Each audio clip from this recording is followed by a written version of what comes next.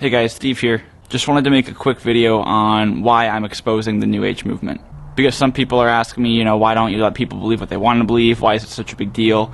Why can't you just have your own private beliefs and leave everybody else to their own business? So before we get into the reasons, I just want to say that this is not going to be about me Bible bashing you or something. This is not a me against you paradigm. 6 months ago, I was a New Ager still, and some of you have probably had your beliefs and your ideas, strengthened by some of the articles of mine that you've read. So it would be completely unfair for me to do a 180-degree turn out of nowhere and then start chastising you or condemning you or something. That's not what this is about at all. And like I've said in a previous comment, I won't even be touching on Christian doctrine at all until I've first established a case that Jesus existed and then a case for his divinity, because it would be completely unfair for me to judge you guys based on something that you don't know yet. There was a time where I didn't have all of the knowledge and experience and information that I do now, so it would be unfair of me to condemn you for not believing something when you haven't had it presented to you in a rational way. So the first reason why I'm going to be exposing the New Age is because people want to hear the truth. People deserve to hear the truth, and they're currently being lied to. Some of the stuff that gets talked about in the New Age, it's not demonic or satanic, but it's just straight up false. For example, so much New Age doctrine is hinged upon Atlantis, which is believed to be some lost ancient paradise that was ruled by god-men of higher consciousness or something. And it's always tied into other ideas like ancient aliens or the Lumerians or channeled material or occult knowledge or something like this, when in reality there's absolutely zero evidence that Atlantis ever existed. Yes, there's evidence of advanced civilizations in the past. Yes, there's evidence of lost underwater civilizations. But there's no evidence that Atlantis in particular existed. In fact, the only time it's mentioned in the ancient world is by Plato, who was using it fictionally to represent an ideal state of the world. And this Atlantis myth is almost always pushed alongside a Luciferian philosophy. So one of the reasons I'm exposing the New Age is just because there's some stuff that's just false. And I don't think anybody wants to actively believe in something that is obviously false. So some New Age ideas I'm going to be exposing just for the sake of truth and just so people can have something to dig their teeth into that actually corresponds with reality and corresponds with the world that we live in. The second reason I'm exposing the New Age is because it's a counterfeit form of spirituality.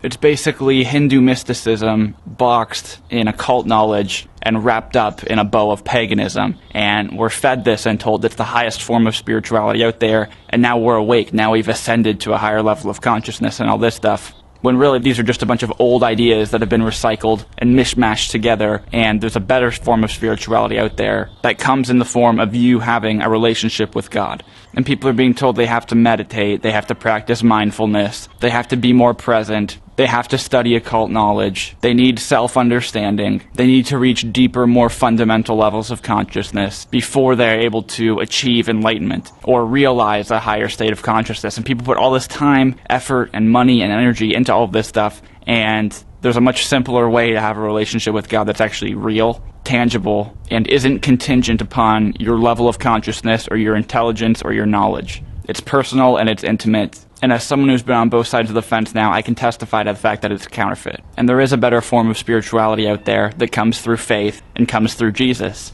And it doesn't depend upon my energy field, it doesn't depend upon my state of consciousness, and it doesn't depend upon how much knowledge I have. And so I want to help guide people and encourage people into a spirituality that is actually real and tangible and provides them wholeness and completeness and gives them new life. The third reason why I'm exposing the New Age is because there are people who are in spiritual bondage right now. Over the last few years, I've had so many people message me saying, hey, I'm really struggling with nightmares. I'm really struggling with sleep paralysis.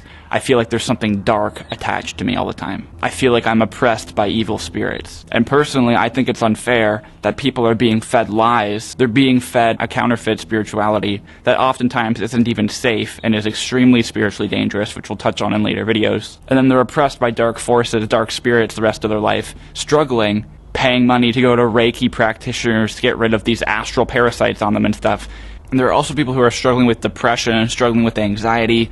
And so the third reason is really just to help people, spiritually to help people overcome these things and to break free from the chains that they're in. The fourth reason why I'm exposing the New Age is because some of it is just straight up demonic, like some of it's straight up satanic and Luciferian.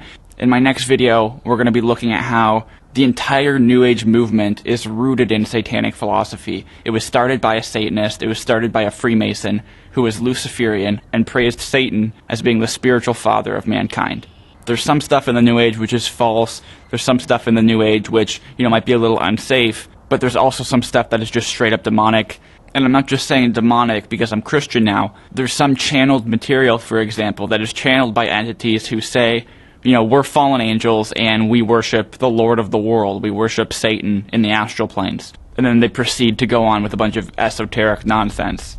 And so even if you aren't a Christian or you don't become a Christian, which I hope you do, I think I can speak for everyone when I say that nobody wants to believe in something that is satanic. And the fifth reason is that if Jesus is who he claimed to be, then absolutely everything changes and we have to understand everything in a whole new light. There are a lot of false gospels and false theories of Jesus that get floated around the New Age, some of which I used to believe, but when we go back to his actual words and read them, there's really only three options. He was either a religious charlatan, a paranoid schizophrenic, or he's the Messiah, or he's the Son of God. And I'll prove in future videos how he wasn't a mystic, or how he wasn't, some kind of self-realized guru who was trying to teach us Christ consciousness or something. Jesus was a monotheistic Jew who claimed to be the Son of God and the only path of salvation. And he either is or he isn't. And I think we have very good reasons to believe that he is, which we'll explore in future videos.